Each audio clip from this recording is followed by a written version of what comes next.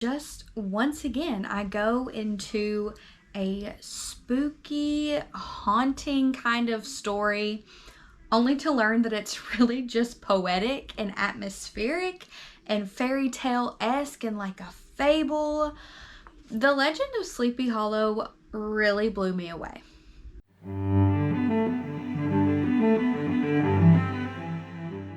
Hello friends, and welcome to my channel. My name is Haley and I am a Christian wife, homeschooling mother of 3, out to redeem my very own literary education. So in order to do that, I am reading a whole lot of great classic works, and particularly a new focus of mine is short stories. I read them a ton in AP Literature and AP Language classes, so high school English, but I really haven't touched them since. But I am now a believer, and I just finished The Legend of Sleepy Hollow by Washington Irving. This was the perfect October short story to read. And this particular book is not only The Legend of Sleepy Hollow. This is actually a collection of Washington Irving's short stories, one of course being The Legend of Sleepy Hollow. I loved it. It was only about 28 pages, but I had seen that Legend of Sleepy Hollow movie with Johnny Depp in it. That movie is just a sham. It is nothing like what the actual Legend of Sleepy Hollow is. This book is kind of set in a post-Revolutionary War America. So it kind of has that American feel, but it's set in the town of Tarrytown, also known as Sleepy Hollow.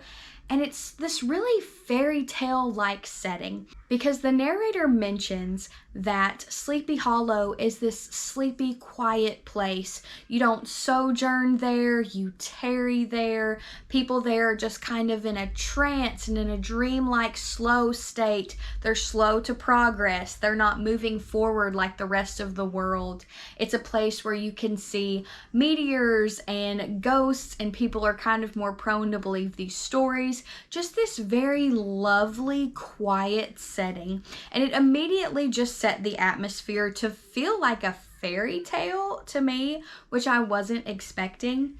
And then you have the character of Ichabod Crane, who, this is just an incredibly well-developed character. He's so exaggerated and ridiculous that he's incredibly fun to read about. So Ichabod Crane is not from Sleepy Hollow, but he moves there to be a schoolmaster. He is very thin and tall and lanky with a big nose, but he eats like an anaconda, and he is living in this town among the residents, going from house to house, because in this time that's what schoolmasters would do. They would live with different families and rotate throughout it, and he is all about the ghost stories, and so he connects with the locals that way.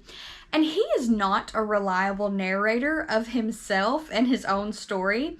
He just thinks that he is just good stuff walking around this little village town. He thinks very highly of himself. He thinks, oh, all these ladies just love how smart I am.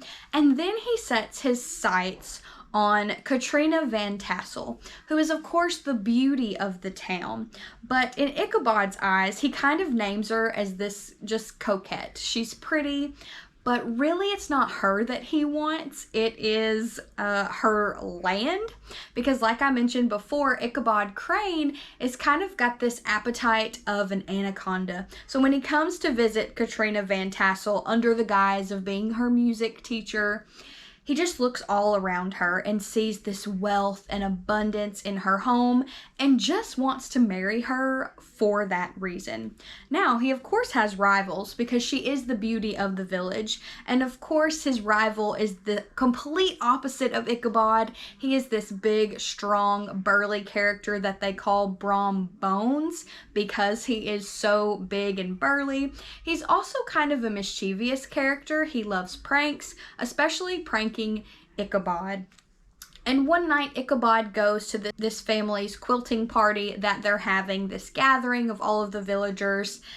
And he just looks ridiculous. He's on this beat down and bony horse. He just kind of looks terrible, but he just really thinks highly of himself. And so he goes to this party only to find out that Katrina Van Tassel is, of course, not interested in him. And so he leaves, and he's kind of prone to visions, just like everyone else that enters this town. And there is this legend of the headless horseman, who of course Ichabod encounters as he is leaving the party. There's a fun and wild chase that ensues. And I absolutely loved the ending because I didn't expect it, really. It's not really what I thought this story was. And I'm going to leave you with that because I think it made it all the better, all the more enjoyable. So I would highly recommend this for an October read. But I loved it because it was this fun kind of ghostly legend type story, but to me it had more of a feelings of a fable and a fairy tale than some haunting ghost story, which I didn't expect. All of the beautiful autumnal pictures of abundance and nature, just the really poetic words and language that was used in this short story really surprised me. And I even noticed some King James Version language. I've been reading through my King James Bible, and I noticed terms in here like peradventure or diverse, or he was so frightened that he was going to give up the ghost. Very King James Version type language, but not throughout the whole thing. It's not going around saying thou shall, nothing like that. There was just those moments that as a Christian who reads the King James Version, I was like, But I really, really enjoyed this story. I thought the characters were just so well done and exaggerated and made it fun. I love the setting of Sleepy Hollow. It's a place that I would like to visit. And I learned on a video that Tarrytown is an actual place. And some of the historical references, and there was an author that Ichabod Crane liked in here, are real. So a lot of the history in here is based off of real history and things like that. So that's kind of interesting if you want to go into a deep dive after reading this story. But that's really all I have to say. 28 pages, there's not a ton to say, but it was fun and it was enjoyable. And I want to read more short stories. This book has several. It has, of course, The Legend of Sleepy Hollow, but also Rip Van Winkle, The Spectre Bridegroom, The Devil and Tom Walker, The Pride of the Village, and Old Christmas. So I'm going to try to read the rest of these throughout the rest of the year and end on the Christmas short story. But I think short stories are great, particularly if you have a really busy life, so your reading life has slowed down. It can really make you feel like, I mean, not necessarily that you're checking a box. We don't read to check a box, but you feel accomplished. You feel like you had time to sit down and enjoy something in its entirety and actually complete it. And the way homeschooling is going right now for us, my reading life has really backed off. So it was nice to be able to just sit down and finish a story within 24 hours. I couldn't finish it in one sitting because I have little children who just need things, and so interruptions happen. But I was able to finish the whole story within 24 hours, which is a win for me. So if you're looking for something fun to read this October, something quick, something enjoyable, but something really beautiful and kind of deep in some ways, then I would highly recommend The Legend of Sleepy Hollow by Washington Irving. It's nothing like the Hollywood portrayals. You just have to read the story for yourself. Since reading The Legend of Sleepy Hollow, I have started Dracula by Bram Stoker. Probably not going to finish it by the end of October because it's really long, but I am enjoying it so far. It's the perfect October read.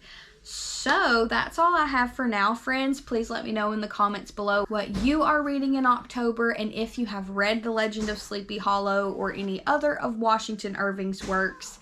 And Lord willing, I will see y'all next time. Happy reading, friends!